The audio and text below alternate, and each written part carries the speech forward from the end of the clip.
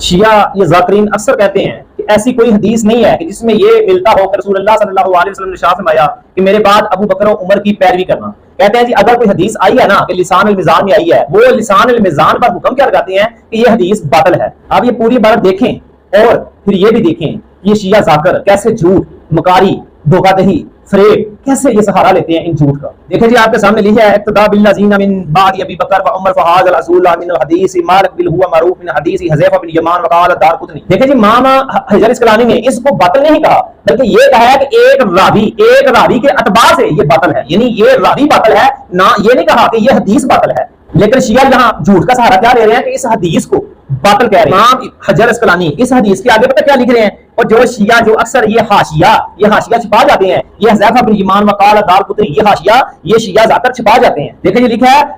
ہوا معروف من حدیث حذیفہ بن یمان، یعنی کہ یہ حذیفہ بن یمان کے اعتبار سے یہ حدیث معروف ہے. یہ آپ کے سامنے موجود ہے المستدرک امام حاکم نے اپنی اس کتاب المستدرک میں یہ حدیث لے کر آئے ہیں جس کا نمبر ہے یہ سامنے چل رہی ہے کہ حدیث نمبر ہے 4451 کہ نبی صلی اللہ علیہ وسلم نے ارشاد فرمایا میرے بعد ابو بکر اور عمر کی پیروی کرنا. اب امام حاکم نے اس کا حکم بھی لکھا ہے کہ صحیح،